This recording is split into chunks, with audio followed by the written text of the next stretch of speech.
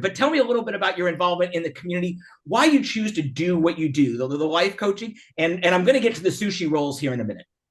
Ha ha ha! You saw the sushi rolls. Of course I Um, did. so Miami has been very catalytic in my growth as a human being and as an artist. When I got to Miami in 2012, Mm-hmm. uh, I was from New York, right? Concrete jungle. Mm-hmm. Miami showed me a completely different way of life. When I got there, I'm seeing people like chilling in the middle of the day. The city is not like bustling. People are not in a rush. There's sun every day, and that alone really shifts your energy, really shifts your spirit. So, yeah, I just started to just observe the city. This is what I do whenever I am in a new city, whether it be traveling or if I was to be living somewhere. I like to come in and just kind of sort of check out the lay of the land. What is the culture of this city? What are the people talking about? What are they saying? What do they want? How do they feel?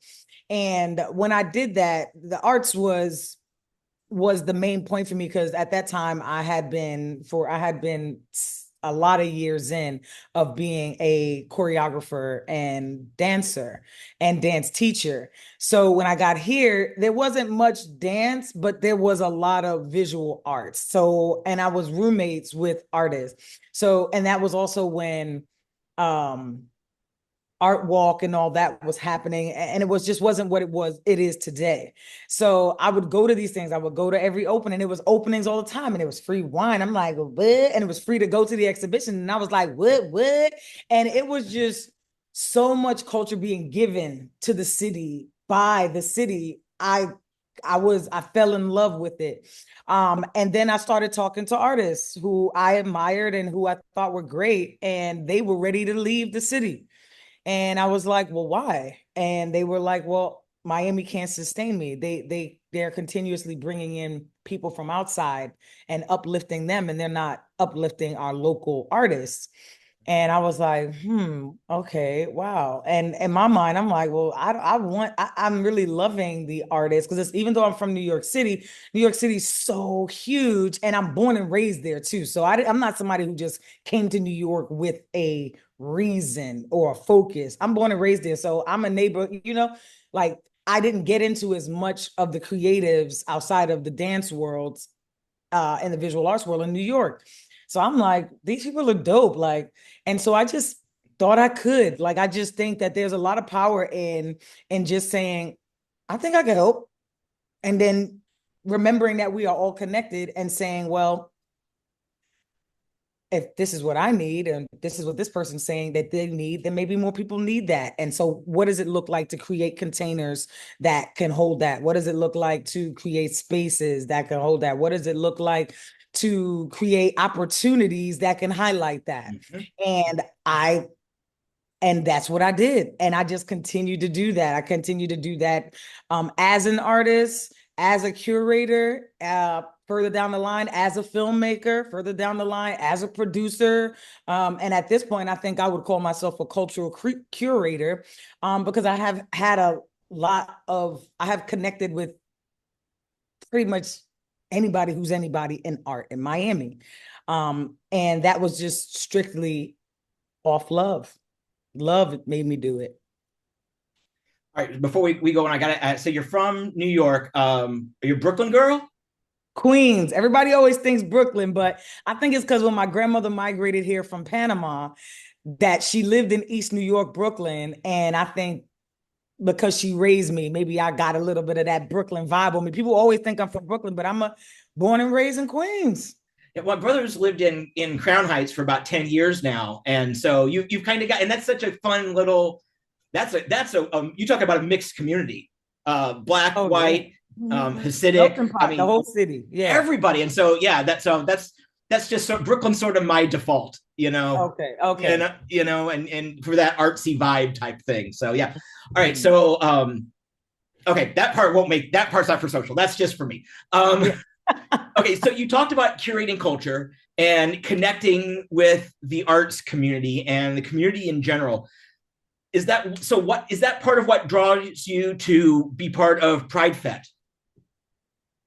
Um, Pridefête. So what I think is very unique about Pridefête is that, I mean, and I don't know everything, and I don't know what's happening everywhere. And in fact, I'm happy about that. I don't think that we need as much information as we have access to. But like I said, I come from New York, and there is a there's a Caribbean festival that happens in New York, every year. And the Caribbean culture is one that in a lot of ways is a bit invisibilized in the scope of the diaspora in America. And so when the festival that happens in East New York, this is when you get to see the Trinidadians, the Panamanians, the Jamaicans, the Guyanese folks, like, the West Indian parade, like West Indian Day parade, like that is, and it is colossal. People go there early to in the middle of the night to bring it on in for Juve. Like, it is a big deal in New York. And I have not seen anything that is rooted in that culture happening in very many cities in the US. Again, like I said, I don't know everything. It could be something popping somewhere, and I just don't know. But Pride Fest is another answer to that call that Caribbean people want to commune and celebrate together. Mm-hmm. And then it being queer is even more beautiful because queer folks who are Caribbean are some of the most endangered folks, right? Because mm-hmm. Caribbean culture also, there's a lot of violence towards queer folks in Caribbean culture. So for Caribbean folks to have a space to express and celebrate their culture safely is important, is needed, and I'm glad to be a part of it. I'm glad to be a host to bring that energy, get people going, and have people just get even more invigorated to celebrate. Well, and you're perfect for this because you've got such an energy. We've been talking for about 15 minutes now, and I'm just energized now, and I was already excited for Pridefête this next weekend. Thank you. That is a blessing that I've been blessed with. Yes. How well have you been to the previous ones? This like the third one, I think. I've hosted all of them. Okay, so you've been at all. What's your favorite part? When I'm hosting,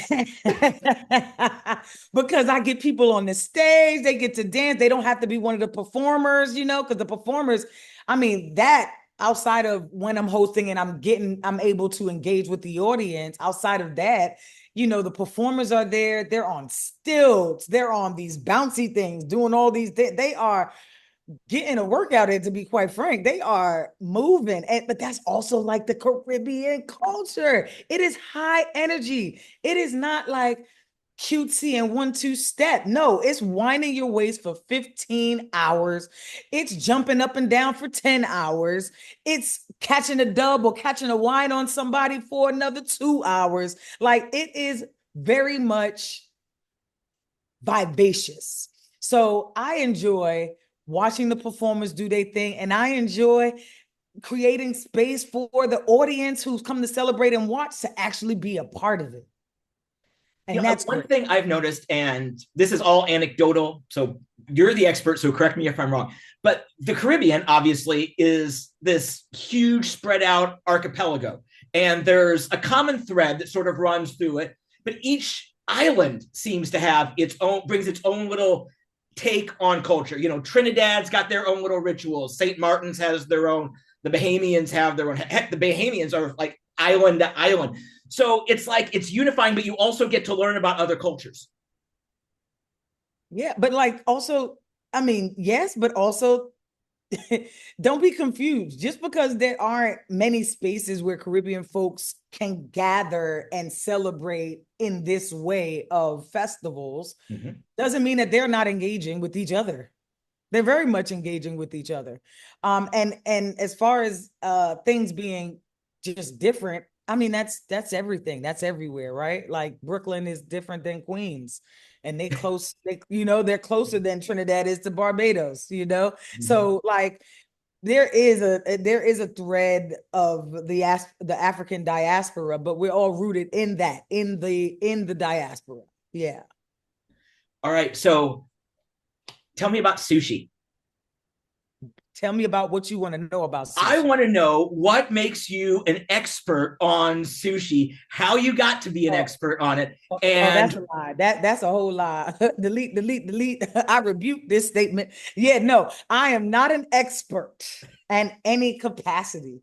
I just love making it, and I've taught myself how to, well, didn't teach myself. I've learned how to make it by watching videos and I like to share the 101 with the world. Like that is a big part of my personal practice. Even people convening is a practice, right?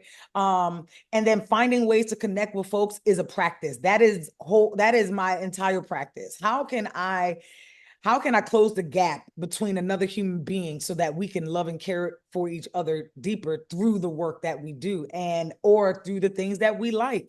And for me, I really, really, really like Japanese food is probably number one of my top favorite foods. So learning how to make sushi and then being able to teach the 101 to people who are beginners like me is just fun and another way of connecting, not only with them, not only with food, but also it gives them another apparatus to connect with their friends, with their family. And so that's really what that's about. And I think also too, I'm glad that you're saying the word expert, because I just think I've become an expert by not being an expert and trying, and then trying again, and then trying again, and then trying again. Until I get to this point of expertise, which I've been able to do in my career. I have not put in that time with sushi. However, it is something that I think people need to know, that you do not need to be an expert. You do need to be willing to try. And food is a great connector. I mean, I know like recipe, you first learn about food in your home and your mama or your grandma telling you, helping you learn to do whatever your particular family's favorite food is. And then you grow up and you share it with your kids, or you share it with your friends. And it's almost like a storytelling process in itself. It's not almost like, it exactly is. Storytelling. Absolutely. Story building. Absolutely. Yeah. All right. Anything else you want to hit on? As far as Pridefête is concerned, I really want people that are in the diaspora to come out and celebrate. We need more. It's just being in America. We need more of convening together, celebrating, having a good time, drink. Like, this is what we love to do. This is how we connect. Get in real life. Get off the internet, get in real life, come to the Pridefête, eat good, let's drink good, let's dance, listen to good music, and let's have a good time. You need that. That is something that feeds your soul. And whenever you feed your soul in the best way, you reverberate, and you reverberate across the world. So expand your reach, expand your connection, come to Pridefête, and let's turn up. I can't wait. Octavia, thank you so much for this interview. Thank you for having me. I appreciate it. And I love your vibe. Thank you.